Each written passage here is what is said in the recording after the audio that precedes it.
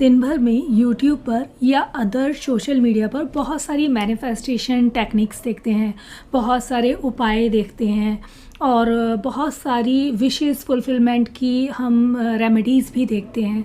और ये सारी चीज़ें हम देखते क्यों हैं? इसीलिए ना कि हमारी इच्छा पूरी हो जाए। अब इच्छा तो किसी भी तरह की हो सकती है। किसी को अच्छा लाइफ पार्टनर पाने की इच्छा हो सकती है, किसी को प्रॉपर्टी अच्छी पाने की इच्छा हो सकती है, किसी के पास प्रॉपर्टी है बट कंस्ट्रक्शन स्टार्ट नहीं करा पा रहे हैं तो उसका भी प्रॉब्लम होता है। पैसा होते हुए भी रुकावटें आती रहती हैं और हम अपने जो भी हमारी प्रॉपर्टी है उस पर कंस्ट्रक्शन स्टार्ट नहीं करा पाते। या किसी का कोर्ट कचहरी का कोई बहुत बड़ा केस चल रहा है और उसमें दिमाग उलझा हुआ है, सारा पैसा सारी चीज़ें लगाने के बाद भी कोर्ट कचहरी का केस अपने फेवर में नहीं आ पा रहा है, या हम डे बाय डे कर्जों में घिरते चले जा रहे हैं। मीन्स बहुत सारे पार्ट होते हैं लाइफ के ऐसे जहाँ पर हमें ज़रूरत पड़ती है अपनी विश को पूरा करने के लिए मैनिफेस्टेशन टेक्निक्स यूज़ करने की, या वैदिक उपायों को यूज़ करने की, या फिर हमें ज़रूरत पड़ती है कोई भी ऐसे उपायों की जिससे हमारी विश फुलफिलमेंट हो जाए। तो आज मैं आपको यहाँ पर एक ऐसा उपाय बताने जा रही हूँ कि आपकी कोई भी प्रॉब्लम हो, अगर आप उतने उस उपाय को पूरे विश्वास के साथ कर लिया ना तो आपकी विश ज़रूर पूरी होगी। प्रॉब्लम पता है कहाँ आती है? प्रॉब्लम तब आती है कि जब हम बार बार बहुत सारी रेमेडीज़ तो देख रहे हैं लेकिन हम कोई भी रेमेडीज़ को तरीके से फॉलो नहीं करते, या फिर हम उसे पूरे विश्वास के साथ नहीं करते। देखिए, ध्यान रखिए, रेमेडी जो भी होती है अगर आप उन्हें पूरे विश्वास के साथ करते हैं तो वो श्योर काम करती हैं। डिपेंड करता है कि आपका कितना फेथ है कि वो रेमेडी काम करेगी। काफ़ी बार आप रेमेडी सुनते हैं और फॉर्मेलिटी के लिए कर भी लेते हैं लेकिन आपका विश्वास वहाँ पे कनेक्ट नहीं होता, और जब तक किसी भी रेमेडी में आपका फेथ कनेक्ट नहीं होगा ना वो आपके लिए काम नहीं करती है। और ये बिल्कुल सत्यता है। मैं हमेशा कहती हूँ उपाय मेरे हैं लेकिन विश्वास आपका ही काम करेगा। देखो, अगर विश्वास से आप सिर्फ एक बार भगवान का नाम भी ले लोगे ना तो भगवान प्रकट हो जाते हैं। आप गूगल करना, एक स्टोरी आपको बता रही हूँ। बचपन से हम सब लगातार सुनते आए हैं। बड़े अपने आप को धन्ना सेठ समझते हो। आपको पता है धन्ना सेठ कौन थे? धन्ना सेठ कोई ऐसा ही नाम नहीं है, वो एक व्यक्ति थे जिन्होंने पूरे विश्वास से सिर्फ एक मूसल को भगवान नाम मानकर पूज लिया था, क्योंकि उनकी एक जिद थी कि मुझे भगवान को पाना है। और उन्होंने किसी कथावाचक से ये सुन लिया था कि हमें कभी भी ना भोग नहीं खाना चाहिए, मीन्स भोजन नहीं खाना चाहिए बिना भगवान को पवाए। तो उनकी ये ज़िद थी कि मुझे भी भगवान को भोजन खिला करके ही खुद खाना है। तो वो जो कथावाचक थे ना वो उनसे के पास गए और बोले कि भगवान कहाँ मिलेंगे, मुझे भगवान दे दो, क्योंकि मैं अब बिना भगवान जी को खाना खिलाए खाना नहीं खा सकता। क्योंकि आप ही ने तो बोला है ना कथा में कि भगवान को अगर खाना बिना खिलाए खाते हैं तो हम कहीं ना कहीं अपने पाप खा रहे हैं या हम अपराध कर रहे हैं। तो मुझे अपराध नहीं करना है, मुझे अब भगवान जी को खाना खिला के ही खुद भोजन खाना है। तब जब वो 2-3 बार लगातार उनके पास गए और उन्होंने जिद की तो उन्होंने क्या किया, कथावाचक ने उन्हें, जो वो धन्ना सेठ थे जिनका नाम पहले धन्ना जाट होता था, उनको एक मूसल पकड़ा दिया कि लो ये है भगवान जी और इनको तुम खाना खिलाओ और फिर तुम खाना खाओ। आपको पता है उनका विश्वास कितना था? उन्हें कोई मतलब नहीं था कि वो सिर्फ एक मसाला कूटने वाला मूसल है, उन्हें सिर्फ इतना मतलब था कि ये मेरे भगवान हैं और ये क्योंकि कथावाचक जी जिन्होंने इनके बारे में बताया है उन्होंने दिए हैं तो ये मेरे साथ भोजन जरूर ग्रहण करेंगे। उसी विश्वास के साथ वो उस मूसल को घर पर ले आए और उनको खाना सर्व करने लगे और उनसे कहने लगे कि आप भोजन पाओ, क्योंकि आप नहीं पाओगे तो मैं नहीं पा सकता। अब ऐसा करते हुए 1 दिन बीता, 2 दिन बीते, 3 दिन बीते, उन्होंने भोजन ही ग्रहण नहीं किया, क्योंकि अब वो मूसल हैं, वो तो भोजन ग्रहण कर नहीं रहे, लेकिन उनके लिए, धन्ना सेठ के लिए तो वो भगवान है ना। तो जब उन्होंने भोजन ग्रहण नहीं किया तो तीसरे दिन भगवान को खुद से प्रकट होना पड़ा। और ये गूगल पे फाइंड कीजिएगा, ये रियल स्टोरी है। भगवान प्रकट हुए और फिर उनके साथ भगवान ने भोजन भी किया, और जब भगवान ने भोजन किया तब उन्होंने भोजन पाया। और पहले जो वो धन्ना सेठ थे जिनका नाम पहले धन्ना जाट होता था, इसी महिमा के बाद उनका नाम धन्ना सेठ पड़ा। तो ये होता है विश्वास। आप एक पत्थर को भी ला करके अगर पूज लेंगे तो भगवान उसमें भी प्रकट हो जाएंगे, बस वो विश्वास होना चाहिए। वो विश्वास अभी आपके या हमारे अंदर है नहीं। अगर हम वो विश्वास ले आए ना तो बिलीव कीजिए परेशानियां तो दूर होती ही हैं, साथ ही जो प्रारब्ध की वजह से हम परेशानी भोगते हैं ना, वो भी बहुत आराम से हम उन प्रारब्ध का सामना कर पाते हैं, हमें वो सारे तरीके मिल जाते हैं।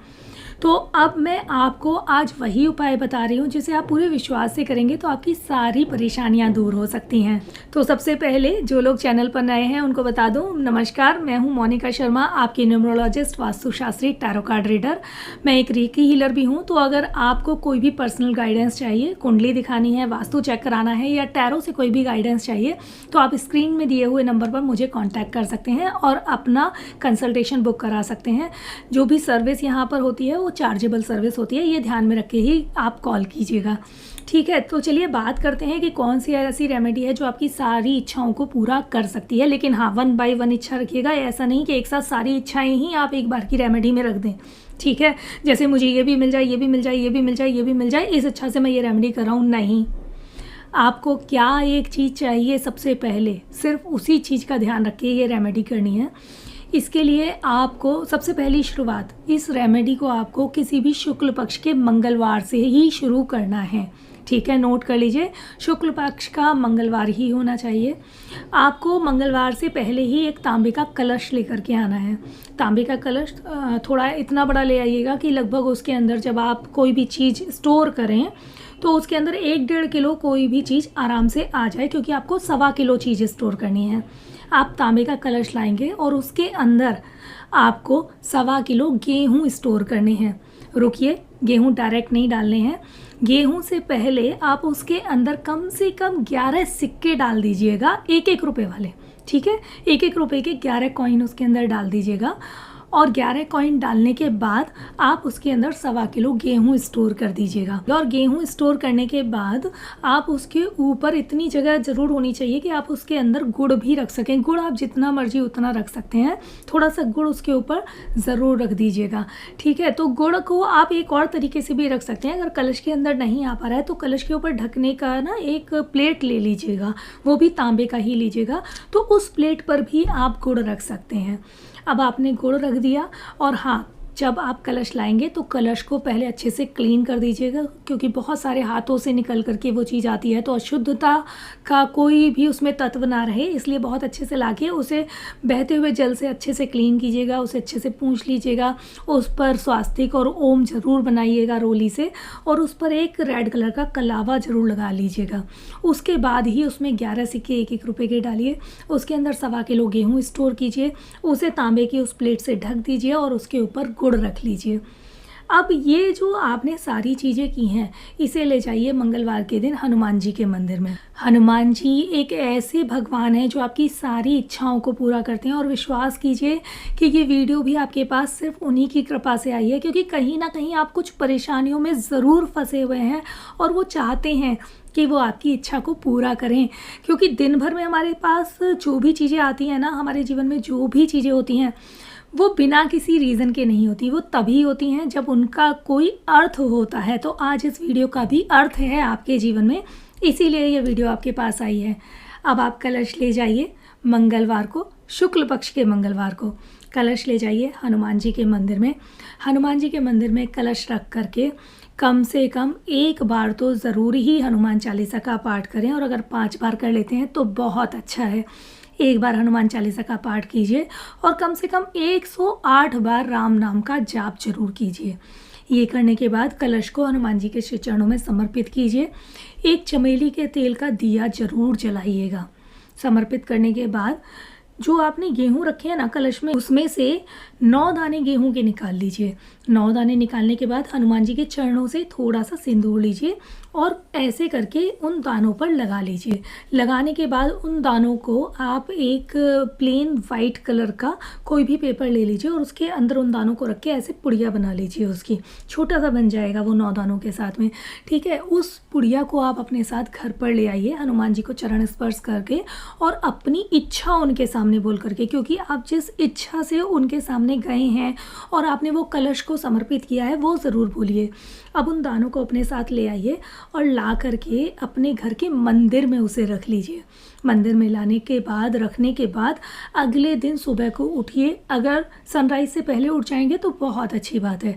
अब ये नियम आपको लगातार तब तक करना है जब तक आपकी इच्छा पूरी नहीं हो जाती है। बहुत जल्दी आपकी इच्छा पूरी हो जाएगी अगर आपका विश्वास अच्छा हुआ तो। कोशिश कीजिए सुबह को आप सनराइज़ से पहले उठें।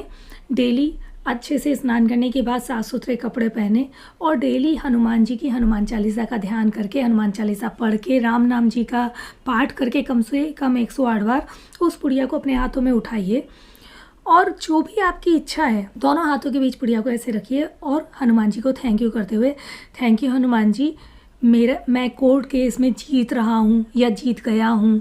ठीक है, मीन्स आपकी जो खुशी है वो उनको कहते हुए थैंक यू बोलिए। कोर्ट केस का हो या आप नया घर खरीदना चाहते हैं तो थैंक यू हनुमान जी, जैसा मैं चाहता था 3 BHK वैसा मैंने खरीद लिया है, आपकी कृपा से थैंक यू सो मच। इस तरह से करके ना कम से कम 9 बार ज़रूर बोलिएगा। ठीक है, ये बहुत ज़्यादा ज़रूरी है क्योंकि जितने भी हमारे प्लैनेट्स होते हैं ना वो टोटल 9 प्लैनेट्स होते हैं। तो जब आप 9 बार बोलते हैं ना तो आपके सारे प्लैनेट्स बैलेंस होने शुरू हो जाते हैं। कम से कम 9 बार बोलिए और 9 बार बोलने के बाद वापस इसे मंदिर में रख दीजिए। डेली सुबह को इसी तरह से उठाइए, कम से कम 9 बार बोलिए और इसे मंदिर में रख दीजिए। अब ये आपको लगातार करना है जब तक आपकी इच्छा पूरी नहीं होती। अब इच्छा पूरी हो जाए तब क्या करें? तब आपको इस जो पुड़िया है इसको ले जाना है वापस उठा करके और जिस मंदिर में आपने कलश रखा था उसी मंदिर में आप जाएंगे और हनुमान जी को जा कर के कहेंगे कि Hanuman ji thank you so much, आपकी कृपा से मेरी ये इच्छा पूरी हो गई है। अपनी इच्छा ज़रूर बोलिएगा। मैं ये इच्छा इसलिए कह रही हूँ क्योंकि मुझे नहीं पता आपकी क्या इच्छा होगी। आपकी जो इच्छा है वो खुल के जब कलश रख के आएंगे ना तब भी हनुमान जी को बताइए और डेली जब आप इस पर्ची को देख के मैनिफेस्ट करेंगे तब भी ये जो आप गेहूँ लाए हैं ना इसमें जिसमें आपने पोटली में रखे हैं, जिस कागज़ की पुड़िया में रखे हैं, उसको देख के जब मैनिफेस्ट करेंगे तब भी आपको डेली बोलना है। और जब इसे वापस रखने जाएंगे इच्छा पूरी होने पर तब भी हनुमान जी को थैंक यू बोलना है अपनी इच्छा के लिए कि मेरी ये इच्छा थी और वो पूरी हुई, बहुत बहुत धन्यवाद। ये आपको ज़रूर बोलना है। अब ये जब पुड़िया आप लेकर के जाएंगे और हनुमान जी के चरणों में रखेंगे तो इसे खाली नहीं रखना है। उन्होंने आपकी इच्छा पूरी की है तो उन्हें थैंक यू में कुछ तो करेंगे ना।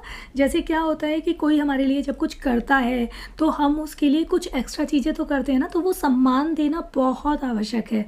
जब ये पुड़िया आप लेकर के जाएंगे ना तो पुड़िया के साथ साथ हनुमान जी के लिए पोशाक लेकर के जाइए। हनुमान जी के लिए एक कटोरी में चमेली के तेल में सिंदूर मिला करके ज़रूर लेकर के जाइए। सिंदूर के साथ साथ उनके लिए एक माला ज़रूर लेकर के जाइए। उनके लिए जनेऊ लेकर के जाइए। जनेऊ ज़रूर पहनाना होता है उनको, वो बहुत अच्छा माना जाता है। और साथ ही आपको कम से कम मोतीचूर के 1.25 किलो लड्डू लेकर के जाने हैं। एक चमेली के तेल का दिया ज़रूर जलाना है और उस दिन भी आपको जा कर के राम नाम का 108 बार का कम से कम पाठ करना है और फिर हनुमान चालीसा का पाठ करना है। ठीक है, तो जब आप जाएंगे मंदिर, हनुमान जी को सिंदूर लगाइए, उन्हें पोशाक पहनाइए, उन्हें जनेऊ पहनाइए, उन्हें माला चढ़ाइए, उनकी चमेली के तेल से आरती कीजिए और 1.25 किलो लड्डू जो आप बूंदी के लेकर के गए हैं ना उसे वापस नहीं लाना, उसे हनुमान जी के चरणों में चढ़ाइए और वहीं पर लोगों को बांट दीजिए। अक्सर क्या होता है ना, लोगों के अंदर बुरा मत मानिएगा, बहुत लालच की भावना होती है कभी कभी हम लोगों के अंदर और छोटी छोटी बातों में लालच की भावना होती है। हम प्रसाद चढ़ाने का मतलब ये समझते हैं कि हमने प्रसाद बस दिखाया भगवान जी को और हम लेकर के चले आए। नहीं, इस इच्छा को थोड़ा सा दूर रखिए। प्रसाद चढ़ाइए, उनको चढ़ाइए, खुद के लिए चढ़ा कर मत लाइए, वहीं पर उसको बांट दीजिए। अक्सर मैं जब लोगों को बताती हूँ कि आप भगवान जी को लड्डू चढ़ाइए या प्रसाद चढ़ाइए तो कहते हैं फिर हम उसका क्या करें, उसे ले आए वापस। अरे भाई, चढ़ाना है, लाना नहीं है। चढ़ा दीजिए, उनको सम्मान दीजिए, उनको खाने दीजिए, उनको पाने दीजिए वो चीज़। ठीक है, ऐसा नहीं है भगवान किसी चीज़ के भूखे हैं, हम भूखे हैं, हम उनसे मांगते हैं, लेकिन हमें कुछ तो उनके सम्मान में करना चाहिए ना। तो वहाँ बैठे हुए लोगों में बांट दीजिए उस प्रसाद को, हनुमान जी को चढ़ाइए उस प्रसाद को। तो ये भावना आपकी होनी चाहिए, जैसे आप बिल्कुल कनेक्ट हो जाएं। मैं बहुत कोशिश करती हूँ कि आपको वीडियो में ऐसे बताऊँ कि आप मानो बिल्कुल इसी समय वीडियो को सुनते सुनते उनसे कनेक्ट हो जाएं, क्योंकि हम इंसान से तो कनेक्ट हो जाते हैं लेकिन वो जो सुपीरियर है, वो जो एनर्जी है, वो जो ब्रह्मांड है, वो जो ईश्वर है, जिसे हम जिस भी रूप में मानते हैं उसे हम बाहरी तत्व से तो मानते हैं, लेकिन हम इंटरनली उससे नहीं कनेक्ट हो पाते, वो बहुत ज़्यादा ज़रूरी है। और जब हम कनेक्ट नहीं होते तो रेमेडी काम नहीं करती, और जब रेमेडी काम नहीं करती तो हम वीडियो पे आके उस एस्ट्रोलॉजर को या न्यूमरोलॉजिस्ट को या वास्तुशास्त्री को या जिसने भी लॉ ऑफ अट्रैक्शन बताया या हमने जिससे भी मैनिफेस्टेशन सुना था, हम उसे आके गालियाँ सुनाने लग जाते हैं। ये मत कीजिए। जो भी रेमेडी आप कर रहे हैं उसमें पहले अपने विश्वास को बहुत ज़्यादा बढ़ाइए, कनेक्टिविटी कीजिए अपनी ब्रह्मांड के साथ, उस एनर्जी के साथ जिसे आप मानते हैं। अब ये रेमेडी हनुमान जी के चरणों में कर रहे हैं तो हनुमान जी से बहुत कनेक्टिविटी बनाइए, हर वक्त उन्हें अपने साथ फील कीजिए, महसूस कीजिए। जब आप महसूस करेंगे ना, वो आपके साथ होंगे और आपकी चीज़ें भी पूरी होंगी, इसमें कोई डाउट नहीं है, ठीक है। हाँ, एक चीज़ ध्यान रखिएगा, मैं भूल गई थी आपको बताना, जब आप राम जी के नाम का जाप करेंगे 108 बार और हनुमान चालीसा पढ़ेंगे तो पहले राम जी के नाम का जाप कीजिएगा, क्योंकि जहाँ राम नाम होता है वहाँ हनुमान जी हमेशा आते हैं, ऐसा हमारे शास्त्रों में भी वर्णित है। और बहुत सारी जगह आपको ये एक्सपीरियंसेस लोगों के मिलेंगे भी कि उन्होंने महसूस किया कि राम नाम का पाठ चल रहा था और वहाँ पर साक्षात हनुमान जी की एनर्जी उन्होंने महसूस की है। बट ये उन्हीं को फील होता है जो हनुमान जी से बहुत कनेक्ट होते हैं, ठीक है। और अगर आपके पास बहुत समय हो, मीन्स बहुत नहीं, थोड़ा सा भी समय हो, तो चालीसा करने के बाद हनुमान जी की आरती भी कर लीजिए। अगर नहीं है समय तो कोई बात नहीं, आप सिर्फ नाम जी का पाठ कीजिए, राम जी के नाम का 108 बार पाठ कीजिए, चालीसा पढ़िए और बस ये मैनिफेस्टेशन आप गेहूं के दाने जो लेकर के आए हैं पुड़िया में बना करके, वो लगातार करते रहिए। तो मैंने बहुत कोशिश की है कि बहुत अच्छे से आपको बताऊं, बहुत अच्छे से समझाऊं। तो अगर आपने पूरी वीडियो ध्यान से सुनी होगी तो मुझे नहीं लगता कि कोई क्वेश्चनिंग आपकी रहेगी। फिर भी अगर कोई क्वेश्चन है तो आप कमेंट बॉक्स में कमेंट ज़रूर कर दीजिएगा। चैनल को सब्सक्राइब ज़रूर कर लीजिए अगर नए हैं तो। और हाँ, जब सब्सक्राइब करेंगे तो बेल आइकॉन ज़रूर आ जाएगा, तो बेल बटन प्रेस करेंगे तो जितनी भी वीडियोस आएंगी वो आपको लगातार मिलती रहेंगी। तो मैं बहुत सारी रेमेडीज़ लाती रहती हूँ डिफरेंट टाइप की, और बहुत अच्छे से कोशिश करती हूँ आपको बताने की। तो अगर आप कनेक्ट रहेंगे तो हो सकता है आपके काम की कोई चीज़ आपके पास तक पहुंच जाए। और हाँ, अगर ये वीडियो आपके काम की नहीं है तो हो सकता है किसी और के काम की हो, तो ज़रूर ध्यान दीजिए कि किसके काम की हो, उन तक ये वीडियो ज़रूर शेयर कर दीजिए। अब आप सभी लोग सुखी रहें, स्वस्थ रहें, औरों की खुशियों का कारण बने और खुद भी हमेशा खुश रहें, और आपका जीवन और मेरा जीवन, दोनों का जीवन भगवान की कृपा से बहुत अच्छा चलता रहे। इसी मनोकामना के साथ आप सभी को मेरी तरफ से जय श्री राम।